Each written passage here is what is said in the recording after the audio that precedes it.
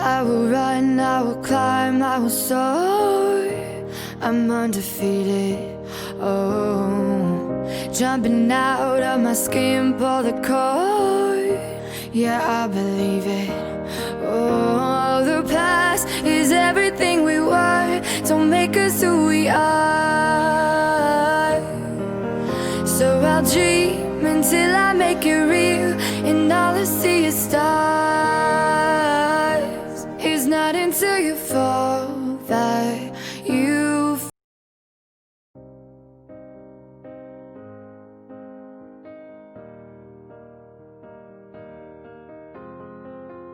I will run, I will climb, I will soar. I'm undefeated. Oh, jumping out of my skin, pull the cord. Hello everyone, welcome back to my channel. Here I am again.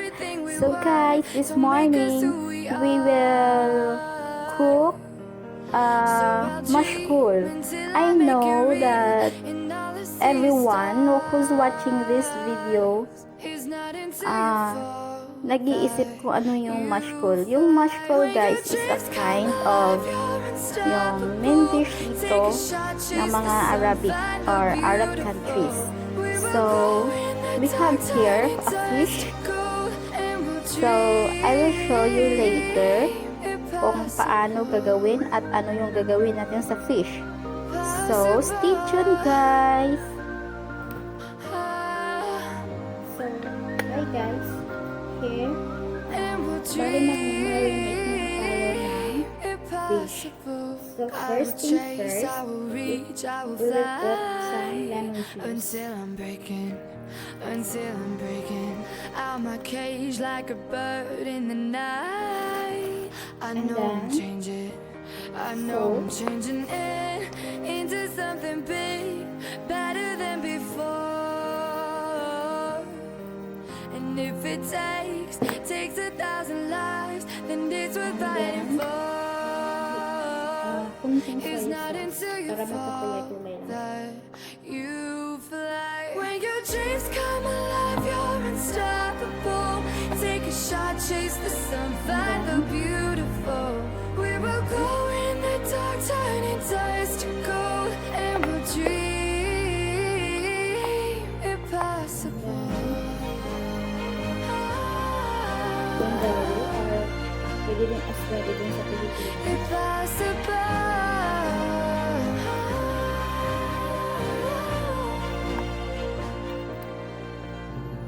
From the bottom to the top, we're sparking wild fast, never quit and never stop. The rest of our lives. From the bottom to the top, we're sparking wild fast, never quit and never stop. It's not until you fall that you fly. When your dreams come alive, you're unstoppable.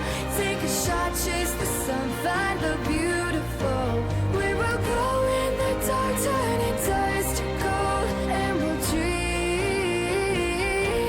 impossible. Possible.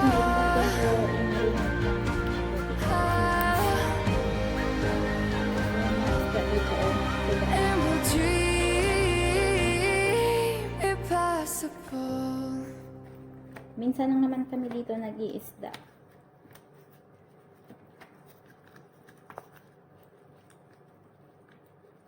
Once a year, twice a year, maybe.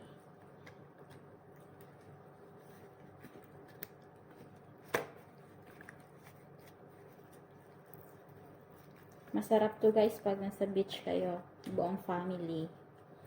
Tapos, ihaw-ihaw.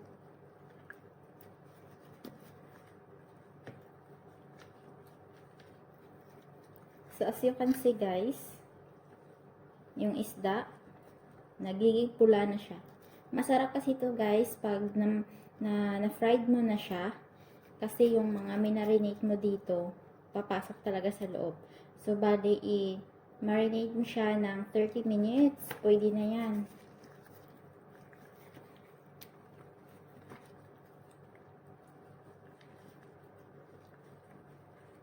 Ito yung isang sangkap na gagawin natin para sa MAskol natin.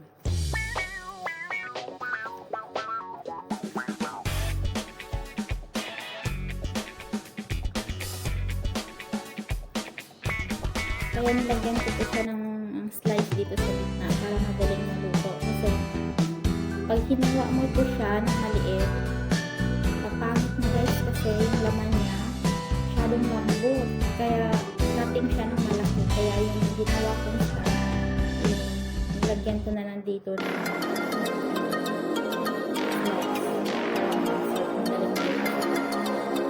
so that's it guys. Just wait for me for a while. I-prepare na tayo. Okay? 30 minutes. Just stick. So, habang nag-prepare tayo ng nakalimutan natin ng isda, magbabad na tayo ng fish natin yung kain natin for MAskol. So, samahan niyo ako sa pag-tugas ng bigas. Diba kasi talaga dito yung bigas guys, sobrang haba.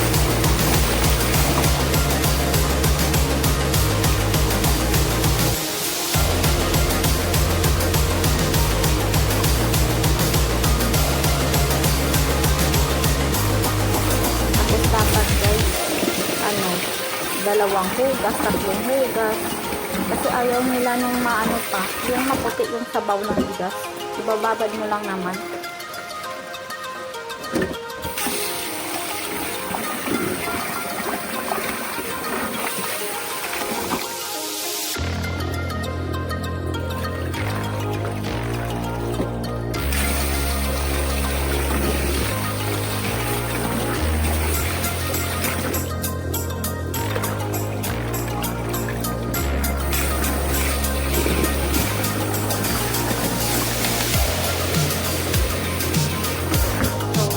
Guys, ibabad lang muna natin sa gilid. Okay. So, now guys, ilagay na tayo ng mantika sa pan. Nagdidamihan lang natin guys para hindi lumipit yung isda. Tapos, painitin natin ng masyado yung mantika para paglagay natin ng isda at hindi na talaga siya didikit. So, just wait for a while and then samahan niyo ako, okay? So, I think it's already mainit na yung mantika. So, let's put the fish pot. We need to slow the heat. Kasi guys, delikado. Baka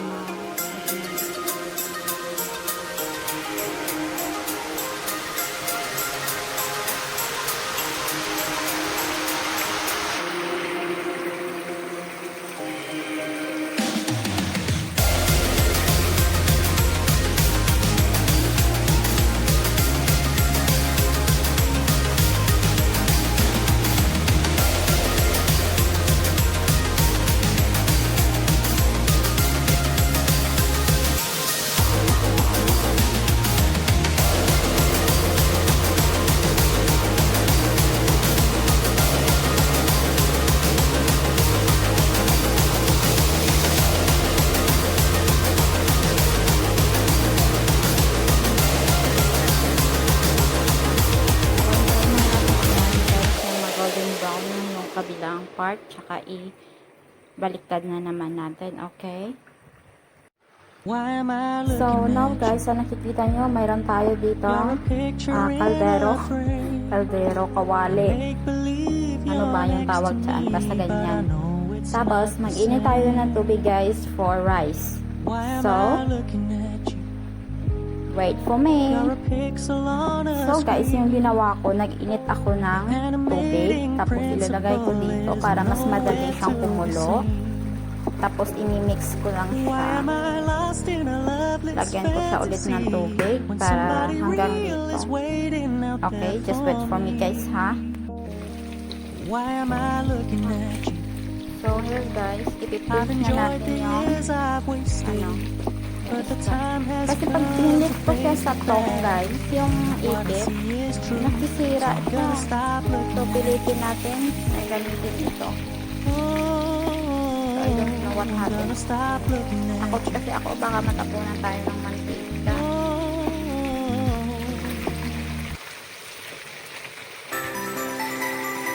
nakakatakot.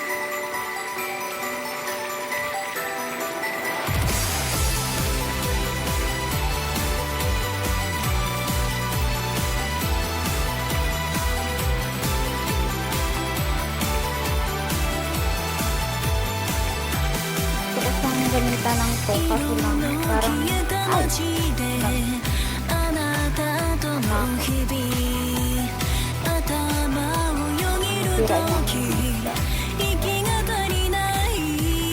parang yung buo yan sa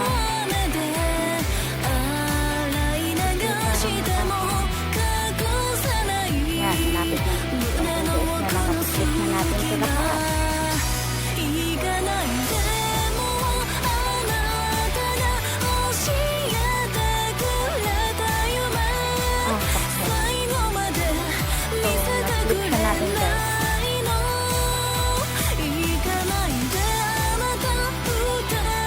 So, ito na yung tubig. Hintayin lang natin na kumulo siya ng masyado tapos lagyan siya natin ng mantika at asin. So, just wait for a little guys. So, ngayon guys, kumulo na. Lagyan natin ng super lid. Center na dry. And then for down.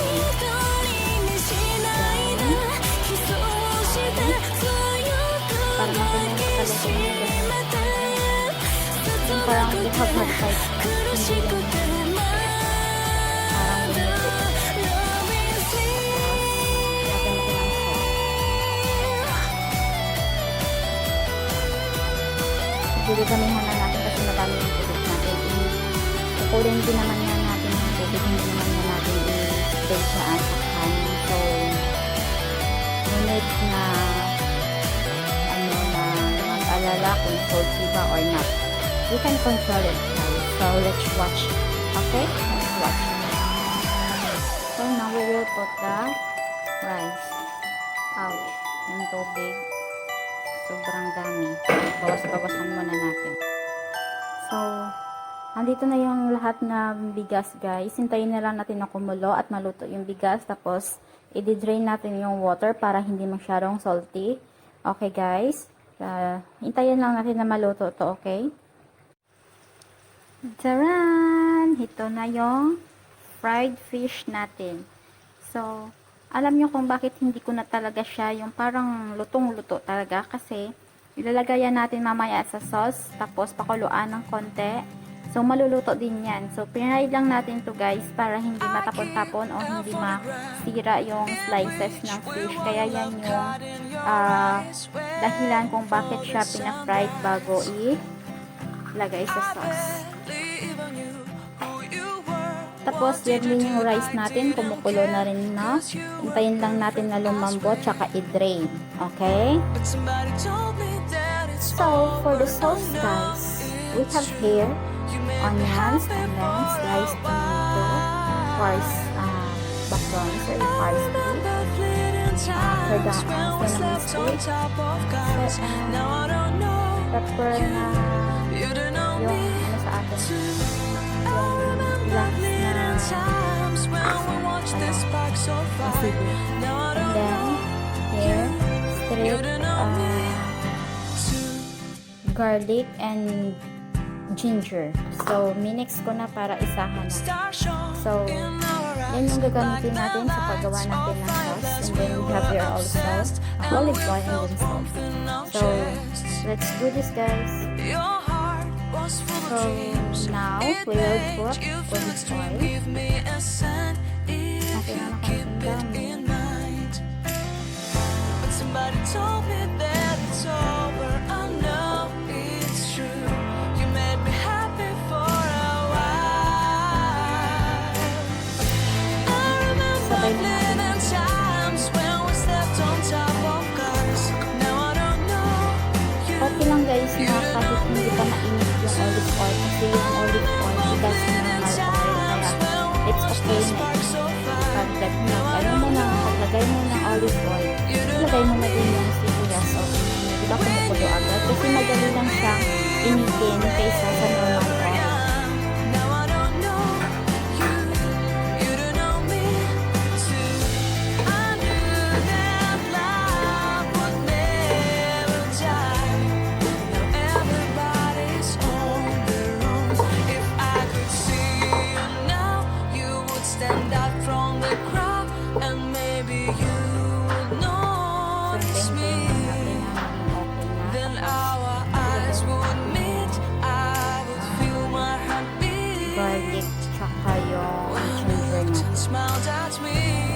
So, yan na guys. Nilagay ko na yung ginger at yung garlic. Tapos, yung cinnamon stick natin. Halo lang natin ng ito.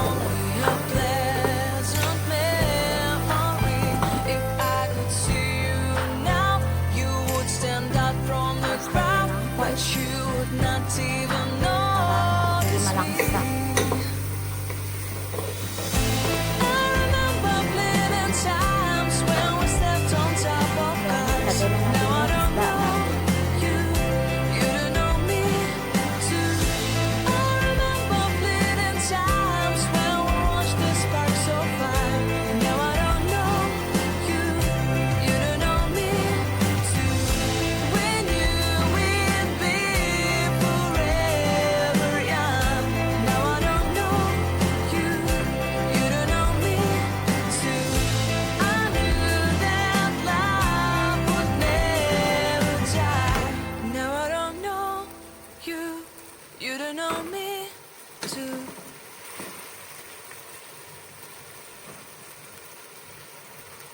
Her alarm goes off when she gets up to watch the morning news. Doesn't work no more, but tells a lot of stories about her youth. Drinks more lately, ain't got pills in many different colors too. Morning light is showing, she moves the chair to look out at her view. But her shop was pushed right across the street. It stands where the sunrise used to be in the afternoons on the couch. Tapos lagyan lang natin ng konting water. Our heroes have been forgotten. Our heroes so brave and bold. Our heroes have been forgotten. Our heroes so they got old. Our heroes have been forgotten. Our heroes so brave.